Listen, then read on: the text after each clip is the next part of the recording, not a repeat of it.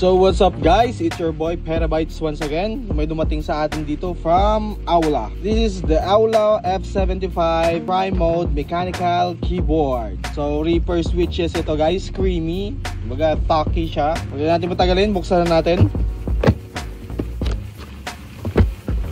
Yun, upon opening the box, meron tayong keyboard cover. Yan, so pag hindi nyo ginagamit yung keyboard, pwede nyo itong ilagay para hindi magkolekta ng alikabok. Semi-manual, ito yung full manual nya.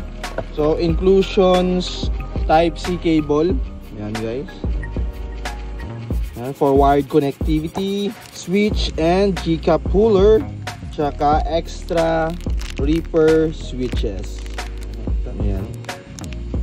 And last but not least, the keyboard itself. Yun o, bigat guys, premium. Yun, kita nyo yan, ang ganda. Yan guys yung kanyang connectivity, Bluetooth, wired and 2.4 GHz na dongle, tapos Type-C.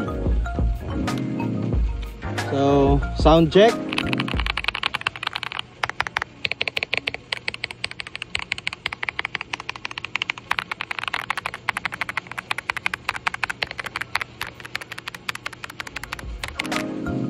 As may knob siya guys for volume, mute, unmute. Yan. Ganda, full RGB, naka Reaper creamy switches. So ganito ang keyboard din gamit natin guys. Nagpalit lang ako ng keycaps. Mas goods pakinggan yung tunog ng stock keycaps dito guys. Ito naman gamit natin guys. Nagpalit na tayo ng keycaps.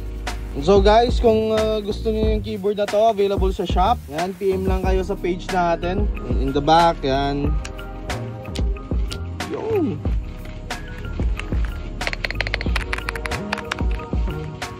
Yun, so yun lang guys. Maraming salamat sa panunod. At abang kayo kung ano pa yung mga i-unbox nating mga piyesa sa susunod na darating sa ating shop.